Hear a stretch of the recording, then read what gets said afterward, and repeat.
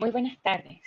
Hoy jueves 28 de junio, a nombre de todo el equipo de la Red de Investigadoras y Investigadores Chilenos en Canadá, REDISEC, quiero darles la bienvenida a nuestro segundo webinar del año 2018. Como lo hemos mencionado anteriormente, este es nuestro tercer año brindando webinars a miembros e invitados de REDISEC. Soy Alejandra Wiedemann, delegada provincial en British Columbia de REDISEC. Hoy también nos acompaña Estefanía Milla Moreno, directora ejecutiva de REDISEC en los controles. En esta oportunidad, nuestro webinar estará enfocado con el tema de la biotecnología y nos da la posibilidad de conversar acerca de la importancia de Chile en esta área de investigación. Los invitamos a ser parte de esta reflexión a partir de nuestros propios interdisciplinariedad, valoración de los distintos espacios de generación de conocimientos y apertura al mundo desde nuestra identidad y pluralismo a todo nivel, como ya es el sello de nuestros webinars. Antes de presentar a nuestras destacadas panelistas del día de hoy en el área de la biotecnología, quisiera agradecer a nuestro patrocinador, la Red de Talentos Chile Global, parte de la Fundación Imagen de Chile. Sin su incondicional apoyo, esta transmisión no sería posible. Agradecemos también a todo el equipo de voluntarios de REDISEC. A su vez, agradecemos a todos nuestros auditores online y los invitamos a participar activamente del webinar a través del chat, en el cual podrán presentar sus preguntas. La grabación de este webinar estará disponible en el canal de YouTube de REDISEC en los próximos días para que puedan consultarlo a voluntad. Finalmente agradecemos a nuestras tres panelistas del día de hoy, que en orden de presentación son Andrea Rivas, bioquímica y doctora en ciencias especializadas en vino y salmón de la Universidad San Sebastián, Chile; Marcela Lowe, bioquímica y doctora en ciencias especializadas en medicina regenerativa, quien se encuentra en la Universidad de British Columbia en Vancouver, Canadá; y Daniela Vargas, ingeniera química y magíster de ciencias aplicadas en biotecnología y biofuels de la Universidad de British Columbia, Vancouver, Canadá. Para dar inicio a nuestra sesión, queremos recordarles que cada una de nuestras invitadas contará con 10 a 15 minutos máximos para realizar su presentación. Una vez realizadas las tres presentaciones, habrá un periodo de 30 minutos de preguntas del público que serán moderadas por quien les habla. Por favor, pido que a medida que surjan preguntas o comentarios, las escriban en el chat, incluyendo su nombre, lugar de donde nos escriben y para cuál de nuestras panelistas va dirigida la pregunta. Nuestra primera panelista es la doctora Andrea Rivas, quien nos describe que la acuicultura se vislumbra como una de las principales fuentes de alimentos que permitirán suplir los requerimientos proteicos de la población mundial. Chile se caracteriza por ser uno de los países de mayor producción de salmón en el mundo. A pesar de que esta actividad es primordial para la economía nacional, se ve constantemente amenazada por la aparición de patógenos que causan desmedros en la producción. Para prevenir estas infecciones, los peces son vacunados normalmente por vía intraperitoneal, lo que les causa estrés y daño. La vacunación oral parece entonces como un método de vacunación idónea. Sin embargo, los antígenos administrados por esta vía habitualmente no causan una protección efectiva. Una de las áreas de investigación que se estudian en su laboratorio busca optimizar las vacunas orales en la acuicultura para hacerlas más eficientes. A continuación, Andrea nos presentará desafíos en el diseño de vacunas para la acuicultura en Chile. Bueno, como les contaba Alejandra, la salmonicultura en nuestro país ha logrado ser tan importante como actividad económica que en este minuto, a nivel mundial, nosotros nos posicionamos como los segundos productores de salmones luego de Noruega. En este gráfico lo que les muestro es cómo se ha comportado la producción de Noruega en azul y de Chile en rojo, la producción de salmones y la exportación al mundo. Y podemos ver que si bien la exportación de Noruega desde el año 90 hasta el 2014 hay un aumento que ha sido consistente y constante, la producción de Chile, como pueden ver, ha sido bastante interrumpida. De hecho, el año 2005 podemos ver que alcanzamos la mayor producción en comparación con la producción de Noruega, representábamos aproximadamente 2/3 de la producción de Noruega, pero nos quedamos estancados hasta el año 2014 en ese nivel de producción.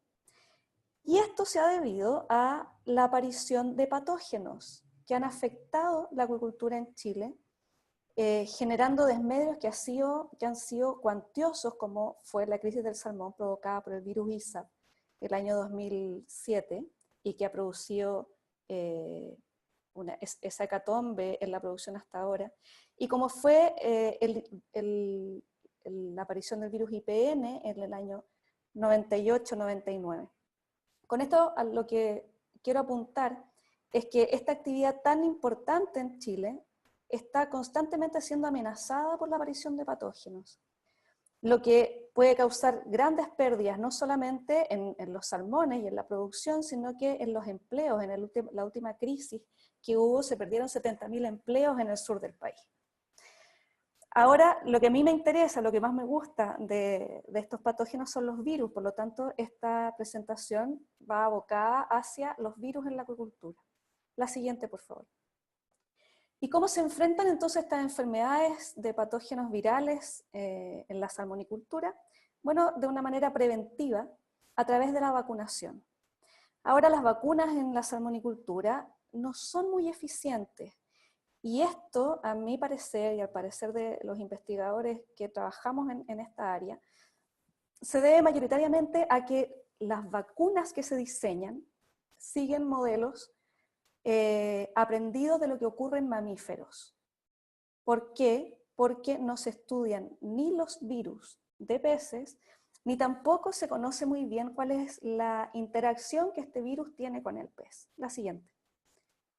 Entonces, esta falta de conocimiento tanto del comportamiento del virus de pez como de cómo el pez reacciona a esto, nos lleva a generar vacunas en las cuales hay una elección que no es óptima de los antígenos, que además apunta, al igual que en la respuesta inmune de mamíferos, a estimular una respuesta inmune humoral, siendo que al parecer los peces tienen una respuesta inmune específica muy básica y que la respuesta inmune innata sería bastante más importante, a que los adyuvantes que se utilizan en las vacunas también son los mismos adyuvantes de los mamíferos, y esto se ha observado que produce daño directamente en el pez. Usar aceite mineral, por ejemplo, produce melanosis, produce daño en el filete. Y si a esto sumamos que las vacunas en su mayoría se dan a través de la inyección, lo que produce un estrés gigantesco al pez, incluso pudiendo producir inmunodepresión, nos explicaría por qué estas vacunas no son tan efectivas como nosotros quisiéramos. Ahora, en mi laboratorio hacemos investigación en ambas áreas. Hacemos investigación básica para poder entender cómo es el comportamiento de los virus en los peces, o en los peces y en las condiciones de cultivo de peces. Y por otro lado, hacemos investigación aplicada para tratar de aportar en una generación de vacunas que sean más eficaces. La siguiente, por favor. Ahora, ¿por qué es importante estudiar los virus de peces? Porque estos virus, al parecer, se comportan de una manera distinta que los virus de mamíferos. Y uno de los puntos más importantes que nosotros podemos abordar en términos de esta diferencia es la temperatura a la que los virus de peces infectan. La siguiente, por favor. De hecho, si se estudian todos los virus que infectan salmones, se ve que hay una restricción muy importante en términos de temperatura. Acá les muestro solamente dos virus, que son el IPN y el ISAP, que son los que hasta ahora han tenido una mayor importancia económica en Chile. Y observamos que ISAP no es capaz de replicar a temperaturas sobre los 20 grados Celsius en una línea celular de salmón, que es la línea que se usa para investigar ISAP, y que IPNB puede entrar en células de mamífero, como se muestra en la microscopía confocal, pero que no es capaz de replicar dentro de él, no se generan partículas virales, aunque el virus entre. La siguiente, por favor. Bueno, en el laboratorio lo que hemos hecho con respecto a esto, en el estudio del virus de la necrosis pancreática infecciosa, es lo siguiente. El virus, el IPNB, tiene un genoma que es muy interesante, es un genoma que está compuesto por dos segmentos de RNA de doble hebra, en los cuales cada extremo 5' de cada hebra está unida a una proteína viral, que es la proteína BPG. La siguiente, por favor. nosotros en el laboratorio hemos visto que no solamente el RNA mensajero, o sea, no solamente el RNA genómico, sino que el RNA mensajero también está unido a esta proteína BPG. Sin embargo, la siguiente, esta proteína se corta antes de que este RNA sea traducido. Por un lado, la proteína BPG, como se ve en la parte inferior a la izquierda, participa en una inhibición de la traducción de los RNAs mensajeros celulares dentro de la célula para promover la traducción de sus RNAs mensajeros. Y los RNAs mensajeros en estas condiciones pueden ser traducidos. La siguiente, por favor. Si uno estudia cómo estos RNAs mensajeros son traducidos, utilizando reporteros basados en el segmento A, que han sido o no han sido capeados, y traduciéndolos en lisado de reticulocitos de conejo, como se ve en el panel de la izquierda, a 37 grados Celsius, podemos ver que los RNAs mensajeros basados en el segmento A capeados casi no traducen en este sistema, y que cuando se les capea, se les pone el cap, la traducción aumenta, pero esa traducción es muy por debajo de la traducción de un RNA control del lisado de reticulocitos de conejo. En cambio, en el panel de la izquierda, cuando la temperatura se baja a 25 grados Celsius, estos RNAs mensajeros son capaces de traducir de una manera muy superior, incluso mayor al RNA mensajero del RNA control. Lo que indica entonces de que aquí hay un efecto de la temperatura en la traducción del RNA mensajero. La siguiente, por favor.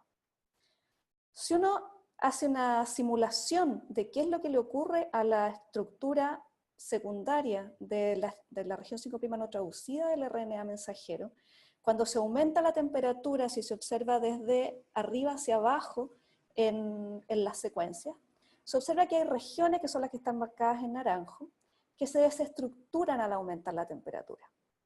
Nosotros, para averiguar si estas estructuras eran importantes en el RNA, la siguiente, diseñamos sondas que se unen en distintas regiones del RNA, desestructurándolo y traduciendo entonces estos RNAs mensajeros. Y observamos que cuando se diseñan sondas dirigidas hacia el extremo 5', la traducción del RNA mensajero casi no se ve afectada.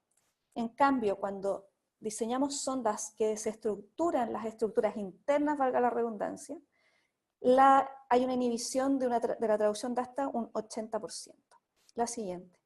Por lo tanto, esto explica por qué es esta dependencia de la traducción del RNA a la temperatura.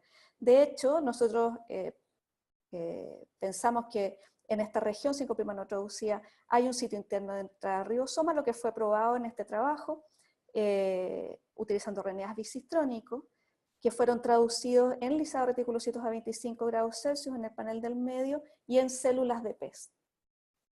La siguiente, por favor. Por lo tanto, esta dependencia de la temperatura del RNA, de la traducción del RNA mensajero, explica cómo estos RNAs son traducidos en las células de pez en el momento, además, en que la traducción celular está siendo inhibida. La siguiente. Bueno, eso es por el lado del estudio del virus. Ahora, lo que hemos hecho en el desarrollo de vacunas, en términos de poder solucionar estos problemas que yo les comentaba acerca de que las vacunas son inyectadas, se utilizan adyuvantes no específicos y estimulan una respuesta inmune humoral. La siguiente, nosotros quisimos cambiar estos tres paradigmas, generando vacunas orales con un tipo de adyuvante que fuera nuevo y eficiente para el pez, y que estimularan una respuesta inmune que fuera apropiada para el pez. La siguiente. Para hacer vacunas orales hay que proteger al antígeno de la degradación estomacal en el tracto gastrointestinal. Entonces lo que hicimos fueron nanopartículas basadas en quitosan, que es un polímero inocuo, incluso hay trabajos que dicen que es inmunoestimulante en peces, utilizando como antígeno un virus ISAF inactivado, pero inactivado de una manera en particular, en la cual el proceso de inactivación no perturbara los epítopes reconocidos para anticuerpos en la superficie del virus. Normalmente en salmonicultura las vacunas son virinas o virus inactivados por tratamiento con formalina, pero nosotros nos dimos cuenta de que esos tratamientos con formalina o con beta-propiolactona inhibían el reconocimiento de anticuerpos desde los las proteínas estructurales. Entonces lo que hicimos fue inactivar utilizando radiación UV, luz UV. Y como adjuvante utilizamos, en conocimiento de otros antecedentes que mostraban que la replicasa del alfavirus de salmón era inmunoestimulante en salmones, como adjuvante utilizamos un DNA que codifica para un replicón en el cual la proteína fluorescente verde se expresa solamente si la replicasa del alfavirus se expresa, de manera que si las células estaban verdes fosforescentes eran porque había replicasa. La siguiente.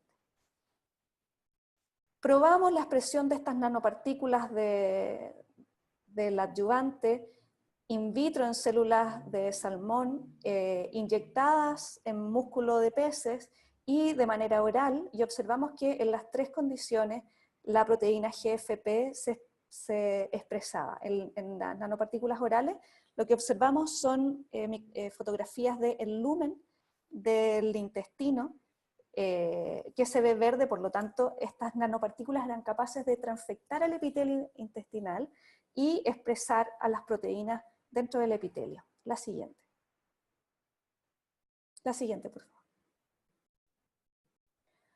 Entonces lo que hicimos fue vacunar a nuestros peces, por supuesto, y determinar si había un estímulo de la respuesta inmune innata en los órganos más importantes de respuesta inmune del pez, que son el vaso, el riñón, las agallas y el intestino, en este caso el intestino porque la vacuna era oral, y determinar si había una respuesta inmune de anticuerpos en los mucos, los distintos mucos del pez. Y además infectar a los 30 días post-infección. Y lo que observamos, a la siguiente por favor, fue que la respuesta inmune humoral, los anticuerpos no se vieron activados por esta vacuna, ni por la virina, ni por las nanopartículas de la virina, ni cuando la virina se mezcló con el adyuvante. La siguiente. Que cuando se observó las interleuquinas que están asociadas con la respuesta inmune celular de linfocitos T, interleuquina 12 y CD4 al lado izquierdo, no había tampoco una estimulación, por lo tanto tampoco había una respuesta inmune celular. Sin embargo, cuando mirábamos citoquinas antivirales innatas, como los interferones alfa y gamma, podíamos ver que tanto las nanopartículas de la virina como las del adyuvante eran capaces de estimular enormemente esta respuesta, y que cuando las dos se daban juntas, esta respuesta parecía ser sinérgica, sobre todo en riñón y en agalla, de interferón alfa e interferón gamma. Y que la respuesta de las citoquinas antiinflamatorias, que son muy importantes porque si no se expresan, la respuesta inmune contra la vacuna puede ser tan exagerada que puede dañar al pez, también se veía sumamente aumentada con la virina, con el adyuvante y con la mezcla de los dos. Entonces, por supuesto que fuimos a mirar si es que esta vacuna era capaz de proteger al pez de la infección con ISAP. La siguiente. Y lo que observamos fue que cuando infectábamos con virus ISAP, la infección causaba una mortalidad del 50% de los peces, que las nanopartículas de la virina solamente protegían en un 40%, pero que cuando le dábamos el adyuvante, este aumento se duplicaba casi al 80%. Entonces los resultados mostraron que la elección de un adyuvante que fuera eficiente en estimular una respuesta inmune innata era muy importante en la elección en el diseño de una vacuna. Y esto abre todo un campo de investigación de nuevos adyuvantes en peces. Y la siguiente, los agradecimientos, por supuesto, a los alumnos que han trabajado en estas investigaciones, a los colaboradores, el doctor Fernando González de la UNAV, a la doctora Ana María Sandino y al doctor Eugenio Spencer del CBA de la Universidad de Santiago, y a los colaboradores internacionales de Buenos Aires, el Centro Milstein, la doctora Verónica Pollo, el doctor José Latorre, Michel Bremont y Stefan Bianchesi del INRA, y el doctor Bruno Serguel de la Universidad París-Descartes. Y por supuesto a los fondos de cooperación internacional y Fondesit de CONICET. La siguiente. Muchas gracias, Andrea, por tu presentación. Recordamos que las preguntas se realizarán al final de las 3 presentaciones de las panelistas. Nuestra segunda panelista es la doctora Marcela Low, quien es bioquímico de la Universidad de Concepción Ella realizó su doctorado en Ciencias Biológicas con mención en Biología Celular y Molecular en la misma casa de estudio, donde realizó su tesis de grado en estudiar el rol de un transportador de vitamina C en el músculo esquelético. Posteriormente realizó un postdoctorado corto en el INTA de la Universidad de Chile, donde estudió la regulación génica de bacterias frente a la exposición a metales. Buscando algo más aplicado y enfocado a biomedicina, Marcela se trasladó a la ciudad de Vancouver, donde realizó su postdoctorado en el laboratorio del Dr. Fabio Rossi, un reconocido científico del área de biomedicina, quien fue el descubridor de un tipo de células madres llamado progenitores fibroadipogénicos. Su tema de investigación es estudiar el rol de estas células madres en homeostasis y también en regeneración de tejidos. A continuación, Marcela nos presentará células madres mesenquimales, reguladores de la regeneración de tejidos y un blanco terapéutico. Ok. Hola, buenas tardes. En primer lugar, quiero dar gracias a REVISEC por la invitación y por darme la oportunidad de presentar parte de mi trabajo, que tiene relación con el rol de un tipo particular de células madres, que son las células madres mesenquimales, como reguladores de la regeneración de tejidos, específicamente músculo esquelético, y también como un posible blanco terapéutico para enfermedades, particularmente fibrosis. La siguiente, por favor. Pero, ¿qué es una célula madre? Las células madres se definen principalmente por dos características. Tienen la habilidad de dividirse continuamente para generar copias exactas de sí mismas, y también tienen la habilidad de diferenciarse a distintos tipos celulares en un proceso llamado diferenciación. La siguiente, por favor. Estas células madres en los últimos años particularmente se han vuelto muy populares y muy importantes, principalmente para nosotros que hacemos investigación, porque presentan varias ventajas, ya que una de las principales ventajas es que se pueden aislar desde un animal o persona y estudiar cómo funcionan en el laboratorio. También son muy importantes porque si entendemos cómo funcionan en condiciones normales o en lo que nosotros llamamos homeostasis de las células, podemos saber cuando los procesos moleculares fallan y saber cómo atacarlas para volver a la normalidad. Entonces es muy importante entender el estado básico de estas células, cómo se regulan en los distintos contextos o en los distintos tejidos. Y una vez que sepamos eso, por cómo se regulan, por qué fallan, también podemos replicar estos procesos en el laboratorio para crear nuevas células, tejidos y, por qué no, órganos en el futuro, que es a lo que se apunta finalmente. Entonces son muy importantes en el área de investigación, pero también en terapia. En terapia aquí, en el esquema que se muestra, se ven los estudios que se están haciendo en distintos sistemas. La mayoría de ellos están en pruebas clínicas. Si bien hay algunas terapias que son, ya se llevan a cabo con normalidad, como el transporte de célula de bone marrow, no me acuerdo cómo se dice en español, pero el resto de las terapias son mayormente, están todavía en pruebas clínicas, pero se apunta para allá. Se espera que en el futuro estas células sean capaces de reemplazar el tejido dañado y ser una real opción terapéutica. La siguiente, por favor. ¿Cuáles son los distintos tipos de células madre? Principalmente se dividen en tres tipos. Tenemos células madres tejido específicas, que son multipotentes, quiere decir que son capaces de generar solamente ciertos tipos de tejido diferenciado. Ellas están presentes en la mayoría de los tejidos en distintas etapas de la vida, y son importantes porque son las encargadas de renovar continuamente los tejidos dañados, que ocurre todo el tiempo. Todo el tiempo estamos bajo constante daño por el hecho de ser seres vivos. Y estas células son las encargadas de ir renovando las células muertas y el daño, principalmente daño agudo.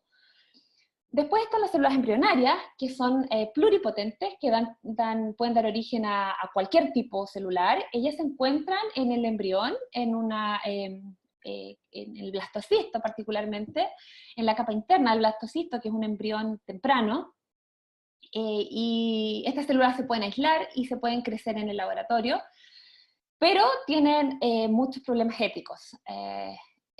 Todo lo que ya se conoce con respecto a lo que es trabajar con células madres embrionarias, por lo cual en los últimos años no es mucho lo que, pues nos estamos moviendo hacia otro tipo de células madres, como son las células madres adultas, que son las tejido específicas. Y también tenemos otro tipo de células que son las células madres inducidas en el laboratorio, que se extraen desde una persona, una persona adulta, un ser humano. Se pueden aislar en el laboratorio, se pueden reprogramar genéticamente, y ellas se comportan como células madres embrionarias, por lo cual desde ese aspecto son bien ventajosas. Entonces, estos son los tipos específicos, si los queremos clasificar de una forma simple, en las células madres. La siguiente, por favor. Dentro de las células madres tejido específicas o células madres adultas están las células madres mesenquimales. Ellas dan origen a células más diferenciadas, pero es restringida el tipo de células que ellas pueden dar.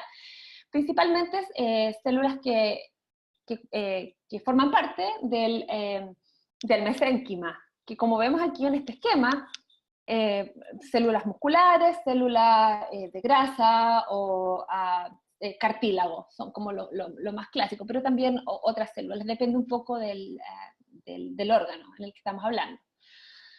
Estas células poseen múltiples ventajas, aquí subrayo las que voy a destacar, pero principalmente es que no hay problemas éticos de trabajar con ellas, como las células embrionarias. Son fáciles de crecer y propagar en condiciones de laboratorio, y también se pueden crecer a volúmenes clínicamente relevantes, lo que es muy importante para potencial terapia en el futuro. Pero como ven aquí, también son múltiples las ventajas de trabajar con este tipo de células. La siguiente, por favor. En nuestro laboratorio nosotros aislamos y caracterizamos desde el 2010 en adelante, cuando estas células fueron descritas, un tipo de células madres mesenquimales que se llaman progenitores fibroadipogénicos. Estas células fueron caracterizadas principalmente en músculo esquelético, pero también ellas se encuentran en prácticamente todos los tejidos adultos. Estas células son capaces de diferenciar en músculo esquelético a células grasas y también a fibroblastos, que son las células del tejido conectivo. También podemos aislarlas porque ellas presentan específicos marcadores en la membrana, se pueden identificar con respecto a las demás células en el músculo esquelético, y también se pueden aislar por un proceso que tenemos bastante estandarizado en el laboratorio y también en otros laboratorios. Entonces podemos aislar estas células desde ratones, ese es nuestro modelo de estudio, y ponerlas en una placa y estudiar lo que pasa, cómo son reguladas y las preguntas que nosotros nos hemos hecho. La siguiente, por favor. Entonces, en el músculo esquelético, como les dije, nosotros sabemos muy bien lo que pasa, que cuando hay un daño agudo, estas células proliferan, secretan factores tróficos, factores de crecimiento, factores estimulantes para la regeneración de las células satélites, que son las células principales en el músculo esquelético, pero luego de eso, cuando la regeneración ocurre apropiadamente, ellas van a apoptosis o muerte celular.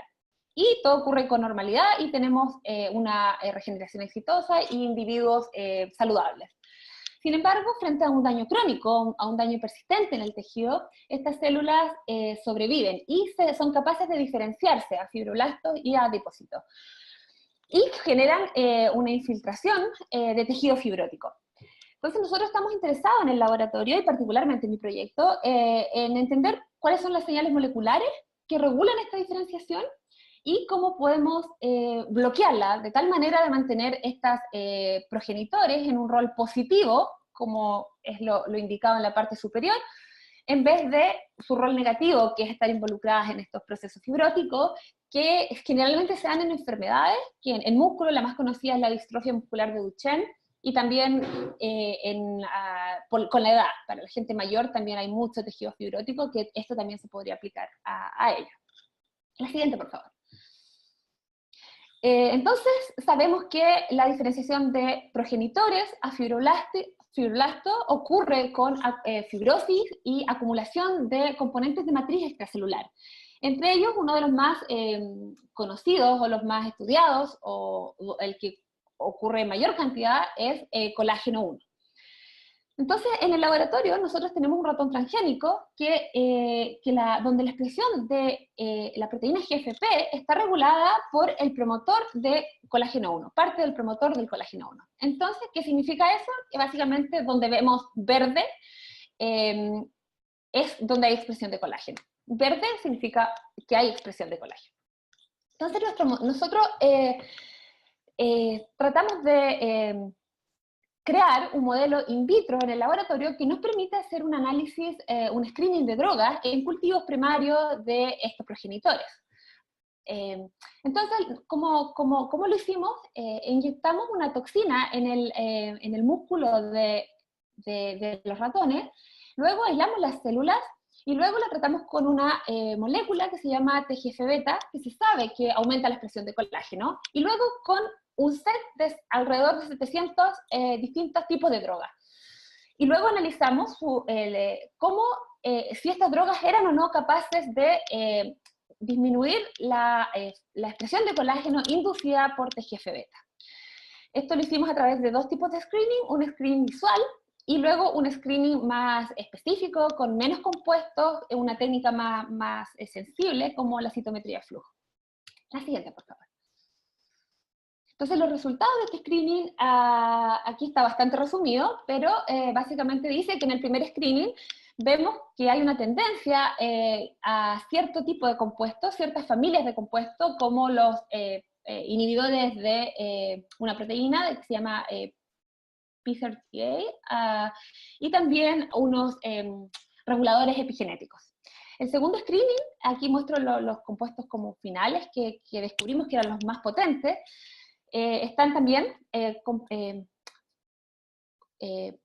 componentes de la familia de las tirosina quinasa, inhibidores de tirosina quinasa, y también a ciertos reguladores epigenéticos, que son buenos candidatos para para estudiar por qué vía, o que podríamos probarlos quizás en vivo.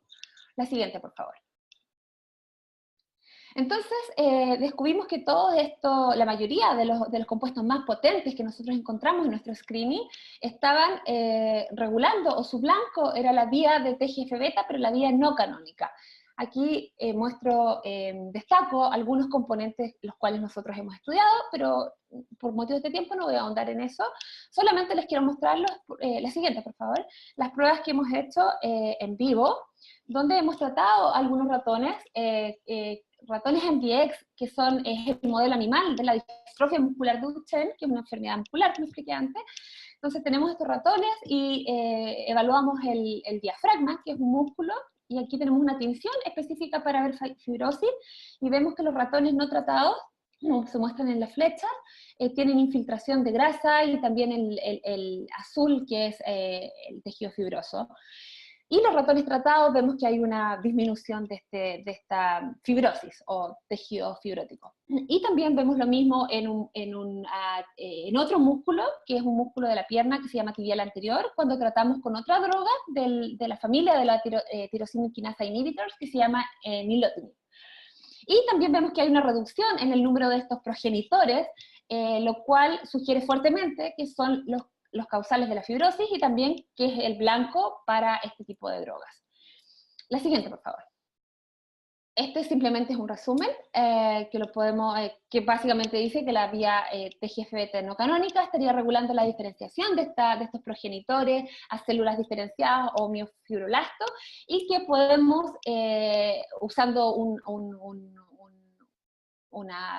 usando diferentes tipos de drogas, podemos bloquear esta diferenciación y mantener los progenitores en su rol positivo, regulando la regeneración. La siguiente, por favor. TGF-beta es muy importante, pero también hay otras vías importantes, como la vía molecular Wnt, la vía WIND es importante en muchos procesos, en el desarrollo, en regeneración, participa en múltiples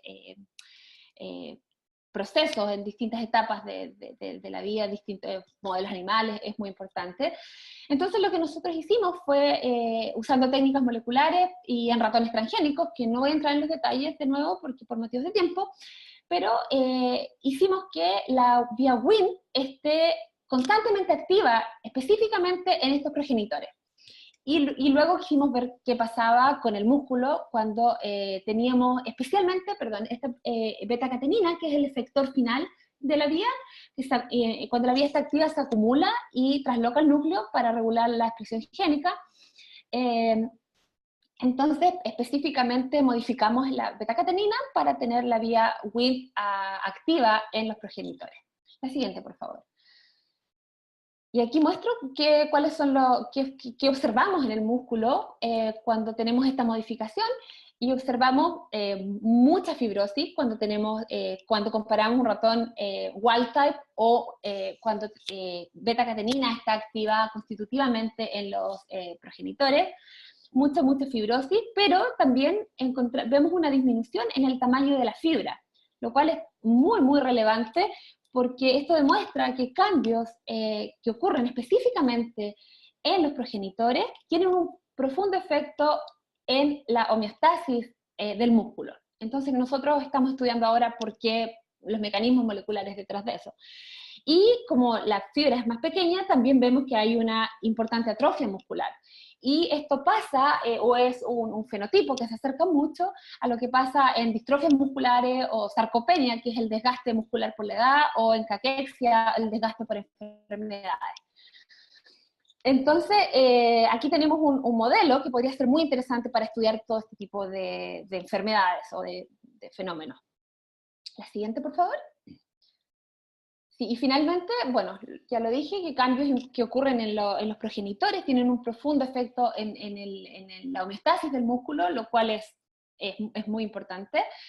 Y también como posibles aplicaciones de esta segunda parte, pueden ser que modificaciones en la vía WIND, específicamente en estos progenitores, podrían beneficiar a pacientes afectados con enfermedades crónicas, o también podría tener un gran impacto en el estudio de atrofias musculares, otorgándole a estas células un rol que antes no había sido descrito.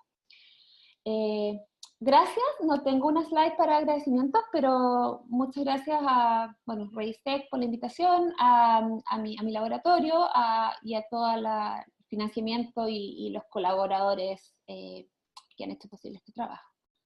Gracias. Gracias, Marcela, por tu presentación. Quiero recordarle a los auditores o quienes nos estén siguiendo online que por favor nos dejen sus preguntas escritas para Andrea, que nos habló de virus y salmón, o también para Marcela, que nos habló de las células madres. Y ahora voy a presentar nuestra tercera y última panelista. Su nombre es Daniela Vargas, quien con una pasión en el medio ambiente empezó sus estudios en ingeniería química en la Universidad de Concepción, siempre con un enfoque en la necesidad de implementar nuevas alternativas a los combustibles fósiles que sean más sustentables y económicamente viables.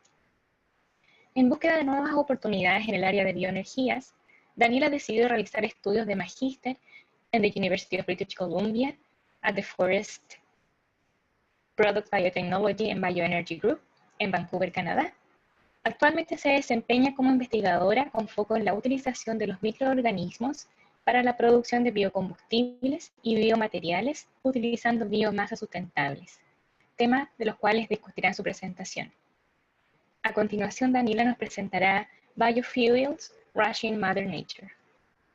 Muchas gracias, Alejandra, y también a REDISEC por la invitación a hablar hoy día.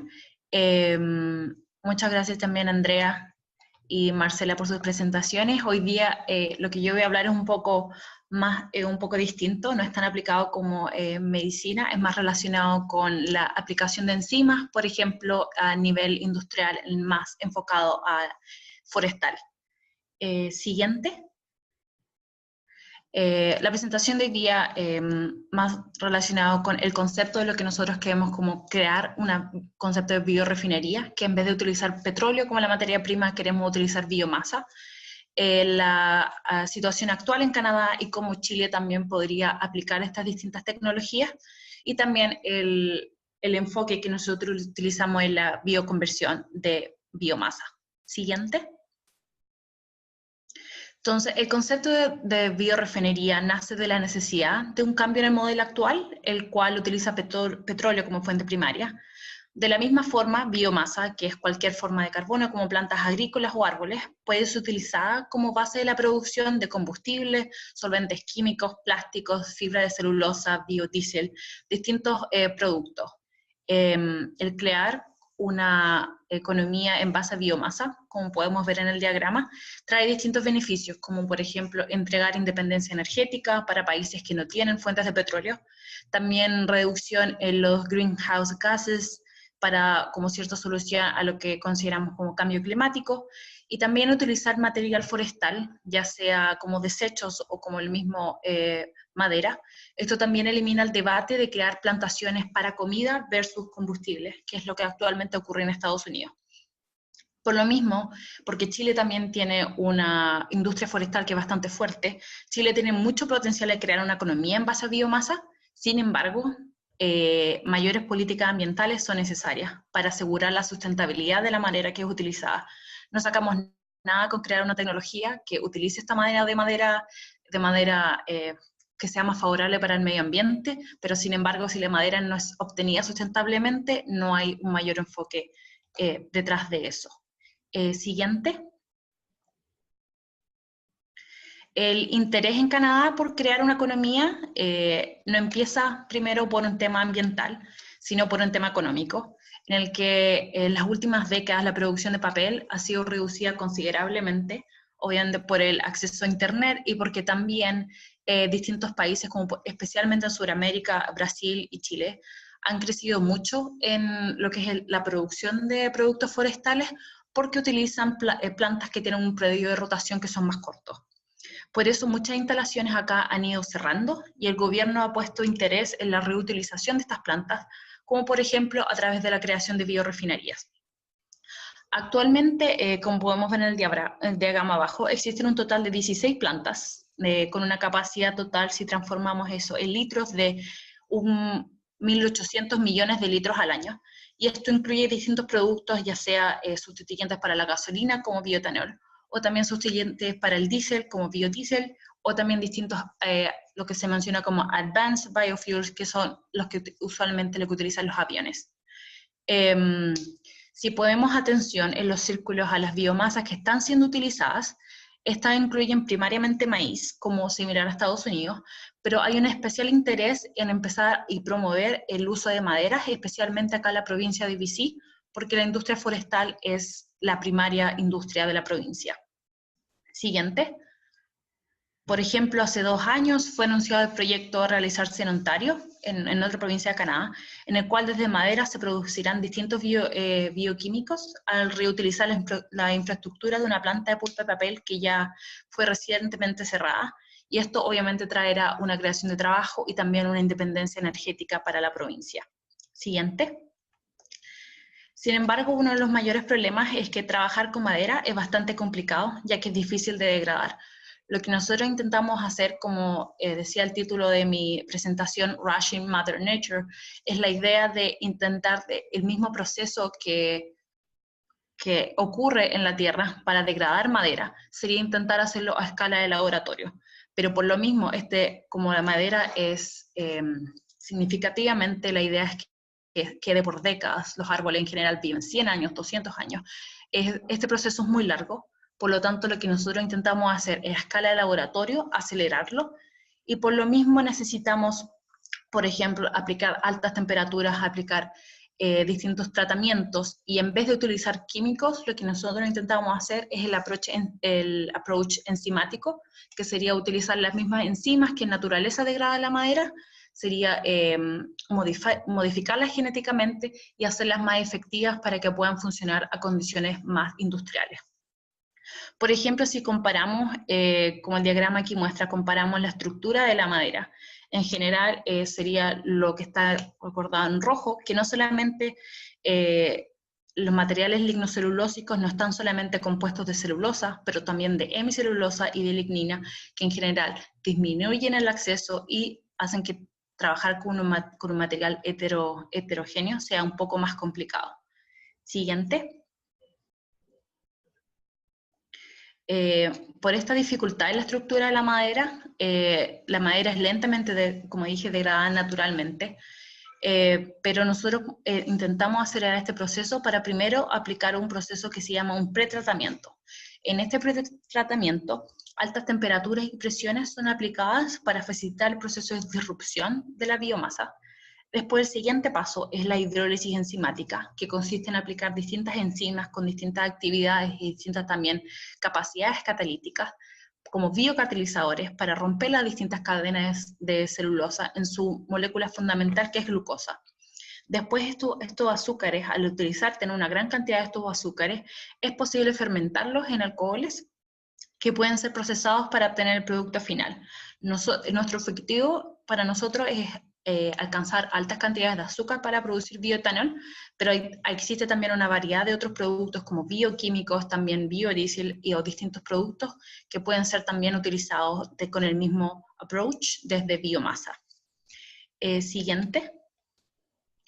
Esquemáticamente el proceso de bioconversión se ve de esta forma, en el que primero el pre-treatment step, el paso de pretratamiento, disrupte las fibras para después los organismos incrementar el acceso para los distintos organismos que después pueden ser procesados.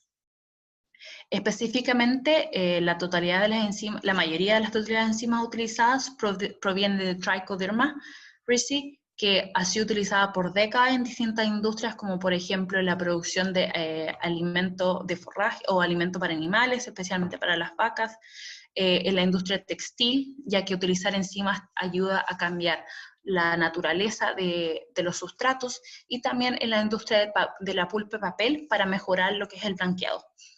Por lo mismo, como ha sido ya probada en distintas industrias, nuestro interés es utilizar las mismas enzimas para ampliarlo en el tema de biorefinerías.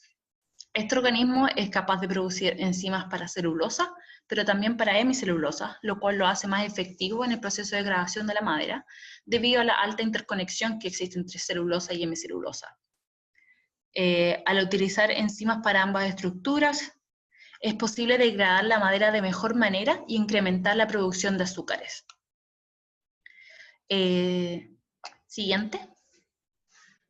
Por ejemplo, a pesar de que Trichoderma sea en general altamente efectiva en la producción de una gran variedad de enzimas, como mencioné anteriormente, utilizar madera sigue siendo problemático por la alta interacción de las estructuras de la celulosa, hemicelulosa y lignina. Por eso el pretratamiento que esquemáticamente se ve aquí, podemos ver que la estructura de la madera es bastante rígida y por lo mismo la utilizamos para construcción.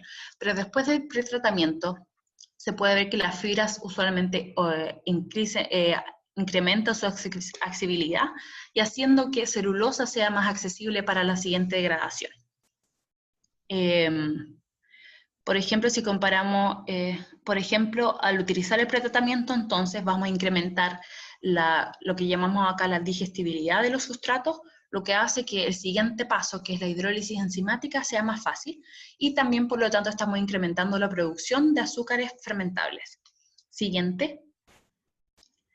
Sin embargo, aunque apliquemos un pretratamiento que sea efectivo, la hidrólisis enzimática representa en general el 25% del costo operacional en la producción de biocombustibles, y esto por la cantidad de enzimas que son necesarias para efectivamente degradar celulosa. Y esto es por la complicada estructura de la madera. Por ejemplo, si comparamos lo que se llama amylase corn ethanol, sería lo que considera acá como el first generation bioethanol, y en general, si comparamos, por ejemplo, la cantidad de enzimas que son necesarias, es aproximadamente 100 veces menos que lo que se necesita para la producción de bioetanol de este material lignocelulósico como maderas. Distintas soluciones han sido trabajadas, ya sea desde industria como academia, y por ejemplo, una solución es de tratar y producir mayor costo efectivo, mezclas de enzimas como también de producción de proteínas, y esto generalmente ha sido relacionado por dos grandes compañías como son Novozymes y Genecor. También al mismo tiempo es importante de incrementar la actividad de estas distintas enzimas.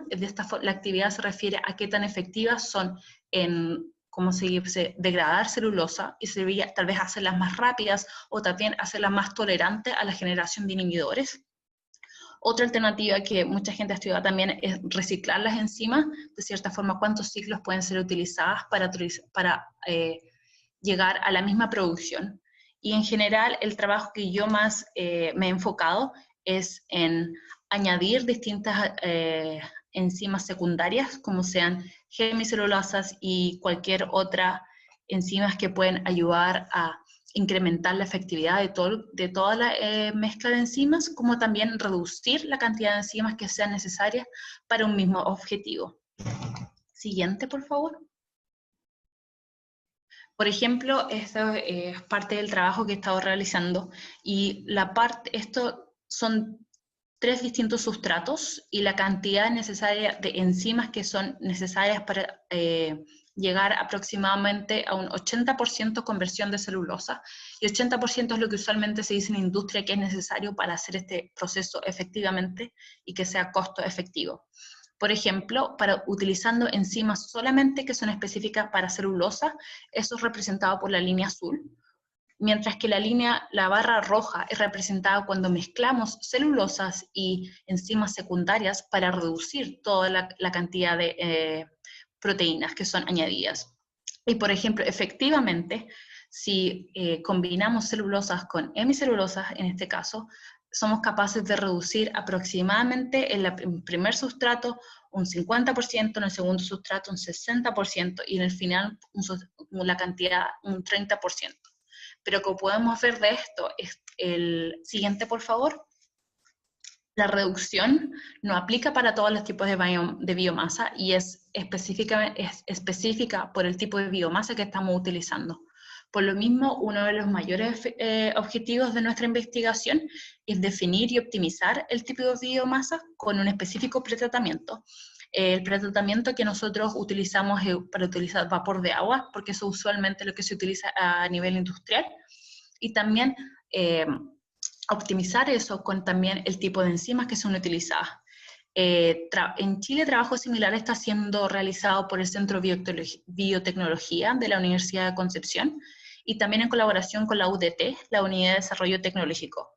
Además, si hay gente que está interesada, en la siguiente diapositiva también está mi correo, por si alguien quiere mandarme o necesitar quieren más información de la investigación que realizamos acá en UBC, o también de que en enero se va a realizar en Concepción el 5º Congreso Latinoamericano sobre biorefinerías, en que también van a estar mucha gente invitada desde Brasil y en general de toda Europa y Estados Unidos, y que si alguien está interesado, mi contacto está en la diapositiva para cualquier pregunta o información.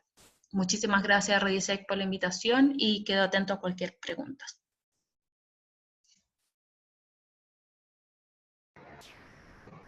Gracias, Daniela, por tu presentación. Le agradecemos a nuestras 3 panelistas por su excelente presentación el día de hoy, y ahora iniciaremos la ronda de preguntas. Para partir, tengo una pregunta de Estefanía Milla Moreno, que nos escribe desde Vancouver, Canadá, y su pregunta es para Andrea. ¿La ingesta oral generaría más desechos en comparación a las vacunas tradicionales? ¿Y estos antibióticos podrían pasarse vía cadena trófica en relación a la ingesta humana? Ahí. En primer lugar, no son antibióticos lo que estamos entregando a los peces por vía oral. De hecho, los antibióticos se entregan para combatir a las bacterias.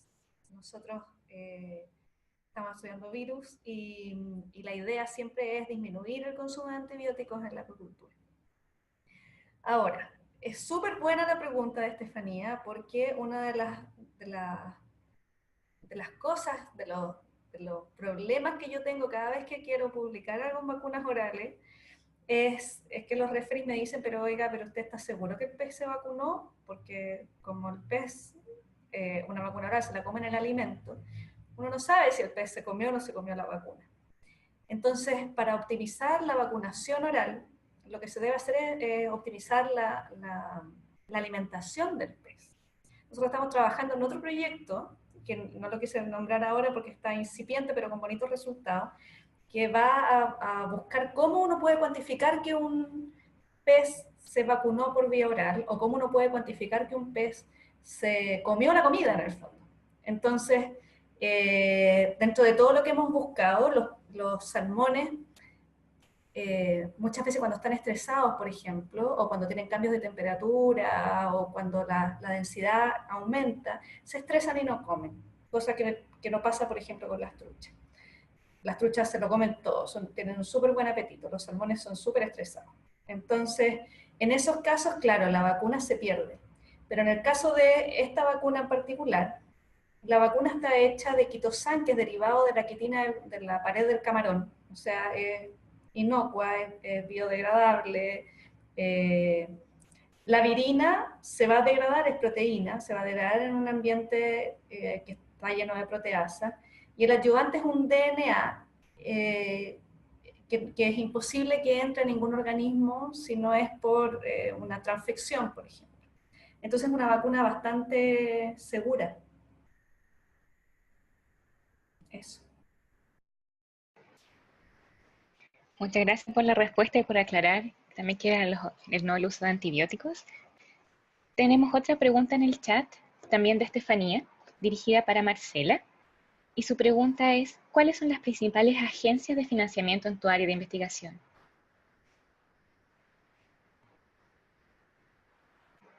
¿Escuchas? Sí. No. Ok. Bueno, Estefanía, todo depende un poco si estamos hablando de Chile o Canadá. En Canadá y en general en Norteamérica hay muchísimas agencias de investigación o fondos privados que financian este tipo de investigación. De hecho, uno de mis de los grants que mi jefe se ganó era de la Armada de Estados Unidos. Entonces, y bueno, y específicamente también compañías o agencias gubernamentales asociadas a la investigación de stem cell, hay mucho en Estados Unidos, Canadá, y hay mucha colaboración también entre ellos, entre países. En Chile, por lo que yo entiendo, principalmente vienen de los fondos a los que Fondesit, Conesit, pero no específicamente para medicina regenerativa o stem cells. Es lo mismo a lo que corren todos, básicamente. No hay específicamente financiamiento para este tipo de investigación.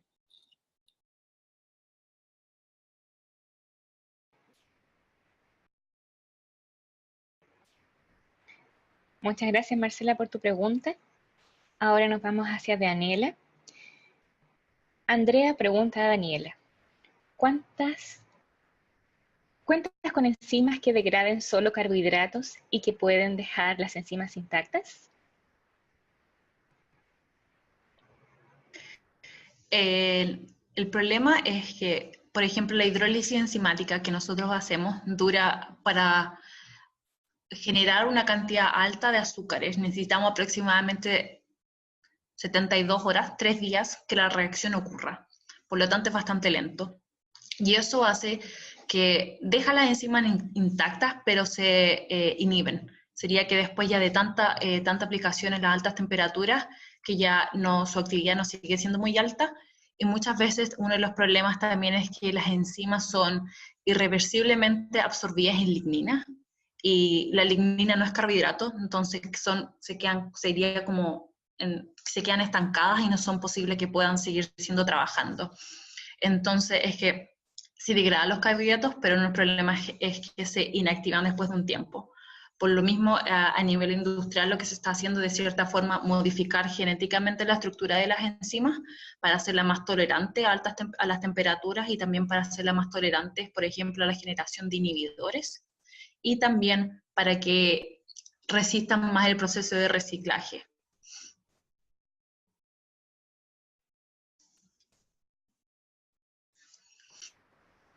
Gracias, Daniela, por tu respuesta. Tenemos otra pregunta para ti desde José Arias Bustamante, que nos escribe desde Vancouver, Canadá. Y su pregunta es, ¿cuáles son las principales especies forestales que estás utilizando principalmente para los biocombustibles?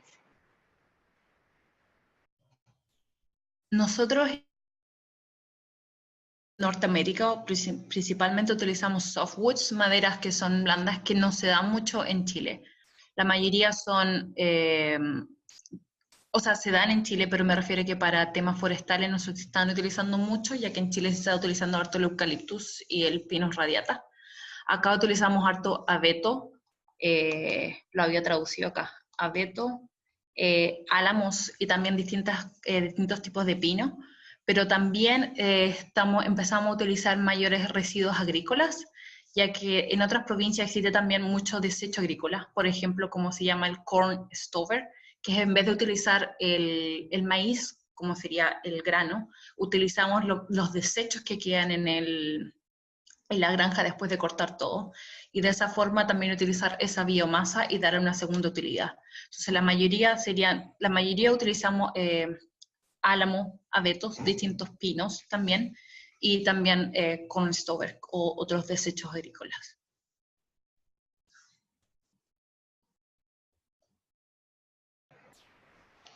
Gracias, Daniela, por la respuesta.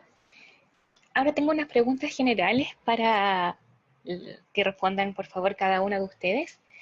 La primera es un poco relacionada con el uso de patentes en sus áreas. Cada una nombró un poco de un desarrollo específico que se podría hacer. Me gustaría si podrían compartir cuál es la ventaja o posible utilidad de su investigación para aplicar a patentes en los correspondientes países. Si quieren empezar, por ejemplo, podríamos partir con Andrea. De hecho, está patentado ya. O sea, está en la solicitud de la patente de la segunda parte de la vacuna oral.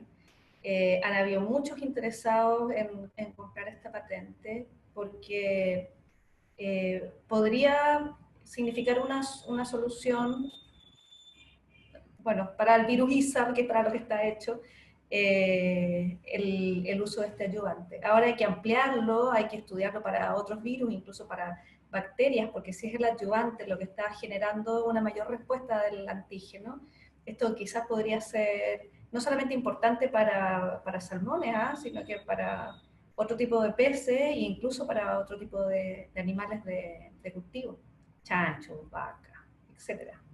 Entonces sí, hay un área, la parte aplicada de mi laboratorio busca ser aplicada realmente, poder generar una solución. Entonces tenemos muy claro de que la investigación básica va a generar una investigación aplicada que puede dar una solución a un problema que existe en Chile. Yo creo que la investigación que nosotros hacemos es una investigación prioritaria en Chile. Muy importante, sobre todo por el nivel de importancia económica de la industria de la salmonicultura en Chile.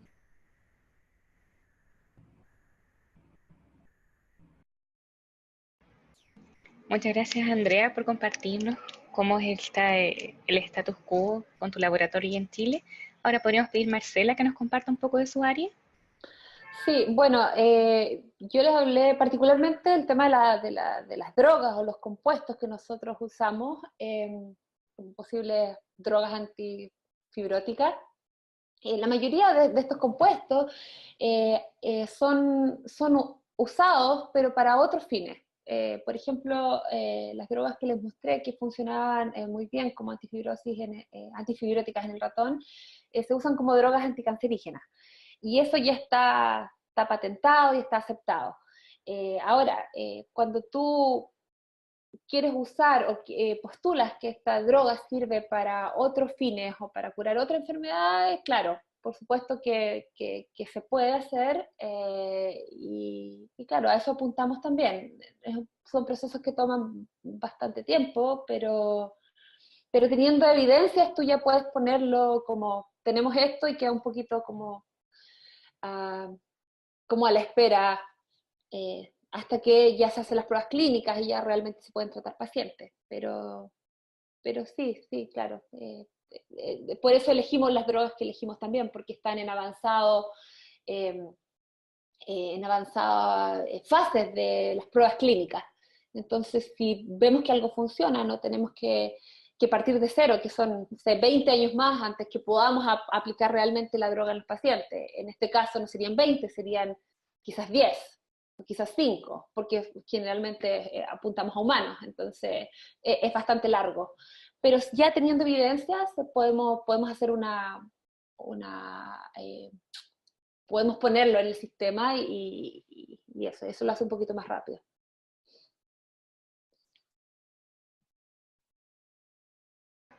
Gracias, Marcela. Y por favor, Daniela, si no podrías compartir con el asunto de patentes en tu área. En mi área más que nada diría que existen varias patentes. De hecho, nosotros trabajamos con enzimas de Novozymes y GenCourse, que son como empresas muy grandes productoras de enzimas, pero por ejemplo tenemos distintas restricciones de que no podemos analizar genéticamente o modificar genéticamente esas, por ejemplo, esas enzimas, o si lo hacemos no lo podemos publicar. No es material que pueda ser publicable porque eso va contra el contrato que tenemos con estas distintas compañías. Y eso lo hace un poco más difícil porque nosotros trabajamos, por ejemplo, existe mucha investigación e intentar seguir modificando tricoderma y seguir generando enzimas, pero se sabe que, por ejemplo, la tricoderma que ya Novozymes utiliza es lejos de ser lo que es wild type y muy lejos de ser lo que originalmente se encuentra en naturaleza. Eso limita un poco en la información y saber qué necesariamente se necesita modificar en las distintas enzimas. Y de la misma forma existe también patentes de distintas tecnologías, de distintos pretratamientos que de cierta forma puedan mejorar la degradación de madera, pero en nuestro grupo específicamente nos enfocamos más en entender qué es lo que usualmente está pasando en vez de seguir publicando patentes y encontrar el proceso perfecto. Es más entender cómo los sustratos y las enzimas interactúan y qué es lo que realmente está pasando. Gracias, Daniela, por compartir. Otra pregunta general para todas las panelistas. Nos dice que está interesado también en la participación de mujeres en el área de investigación. Generalmente también la transición desde a lo mejor, por ejemplo, uno de cada cuántos estudiantes serían mujeres a nivel de posgrado, y luego también interesante a veces la transición de cuántos de esos estudiantes de doctorado, de postdoctorado, llegan a tener una posición luego para hacer un principal, como un investigador principal en distintos fondos y afiliaciones con distintas universidades. Si mantenemos el mismo orden, por favor, Andrea, ¿podrías compartir?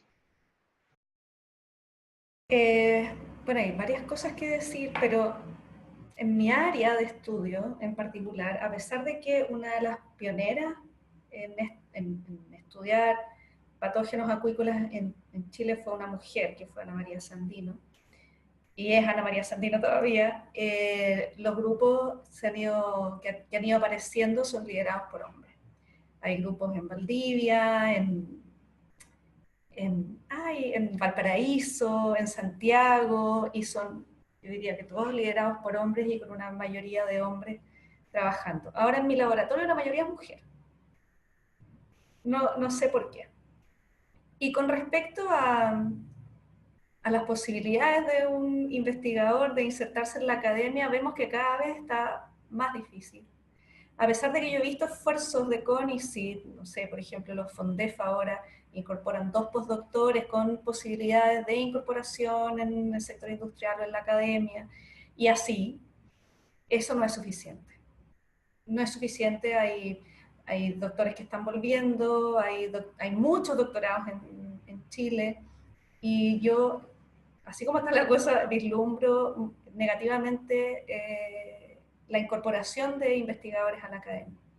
Hay que ampliar la investigación, hay que ampliar la investigación en las empresas, hay que diversificar los doctorados, hay que generar un poco más de investigación aplicada también, que no estoy en contra de la investigación básica, para mí es fundamental, pero la investigación aplicada también es fundamental en un país en desarrollo como el nuestro.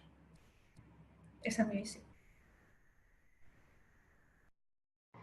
Gracias, Andrea. Si pasamos a Marcela ahora. Bueno, desde mi experiencia, sí, claro, es bastante similar a lo que decía Andrea. En mi experiencia en el doctorado y postdoctorado era prácticamente 50-50, hombres-mujeres, o incluso un poco más mujeres. Pero sí, a nivel de profesores o ya académicos estables en la universidad, he visto que en Chile, y mi experiencia en Chile y en Canadá, es claro, mujeres son muy, muy pocas. Y el edificio en el que trabajo son 6 o 7 laboratorios. eh, es un edificio chiquitito y todos son hombres, todos son hombres. Entonces, y cada incorporación nueva, sí, tratan de fomentar que abran cargos y que se potencie la contratación de mujeres, pero solamente queda hasta ahí, en los hechos se siguen contratando hombres. Eso, yo diría que claro, como dice Andrea, se están haciendo cosas, pero también no sé si son suficientes, especialmente ya es complejo la reinserción de doctorados y postdoctorados a la academia. Entonces es mucho más complejo si lo pensamos desde el punto de vista del género, ¿cierto? De tratar de que estas incorporaciones sean mujeres o buscar incentivos para que eso pase. Eso. Y ahora, eso, sí, complejo. Gracias, Marcela. Y para finalizar, Daniela, por favor, tu opinión. Similar al que mencionaba Andrea y Marcela, en general, yo que quiero decir, en la Universidad de Concepción era ingeniería, usualmente son la mayoría hombres, y lo mismo con profesores. Y acá es bastante similar, yo diría que en forestal, si bien existe un gran grupo de mujeres, lo puedo decir que en mi laboratorio igual existe un gran grupo de mujeres y en general en otros pisos puedo ver otras chicas dando vueltas. La mayoría de los profesores del piso sí son hombres, de a poco se han ido incorporando un grupo de mujeres, pero diría que máximo 5 o algo así dentro del departamento, que la mayoría serían, de mi departamento, Wood Science, la mayoría serían hombres. Pero según yo, de a poco han estado impulsando distintas políticas para que se vayan incorporando más mujeres en el tema laboral. Espero que vaya creciendo porque yo creo que es bueno, ojalá, llegar a un 50% o la misma cantidad, y también de potenciar, porque el tema, yo creo que mujeres damos otro punto de vista que muchas veces no es tan valorado, y yo creo que es necesario incorporar mayor cantidad, mayores académicas, y también el problema que mencionaba Andrea con el tema de muchos doctorados en Chile. Creo, estoy de acuerdo que en general suele conversar con mucha gente acá también de Chile que gana los CONECYT, se van afuera, estudian su PhD, pero después tienen que volver por el tema político, pero no, cuando llegan a Chile no existe una mayor, un recibimiento o una posición en la que ellos puedan llegar, porque necesitamos, la investigación en Chile tiene mucha, como diríamos, como lo podemos ver en todas las panelistas, existe mucho potencial, mucha industria que se puede potenciar, pero faltan los recursos y falta la política detrás, que ojalá, espero, en los próximos años vaya mejorando de a poco. Muchas gracias. Con esto vamos a dar término a nuestro webinar de hoy. Primero le agradecemos nuevamente a nuestras 3 panelistas por su tiempo para compartir con nosotros estas 3 áreas interesantes de investigación, y justamente todas mujeres hoy. También a todos y todas, muchas gracias por estar esta tarde compartiendo con nosotros, especialmente a nuestro patrocinador de la Red de Talentos Chile Global, parte de la Fundación Imagen de Chile, y a todo el equipo de webinars de REDISEC. Les invitamos a seguir compartiendo nuestras actividades. Nuestro próximo webinar será sobre energías renovables y el encuentro social se realizará en Chile, gracias a la coordinación de Fernando Valiente, delegado provincial de REDISEC en Chile, y al equipo logístico. La cita tendrá lugar el día 26 de julio a las 6:30 p.m. Chile, y nos despedimos en nombre de REDISEC, la red de investigadoras e investigadores chilenos en Canadá, y que tengan muy buen fin de semana.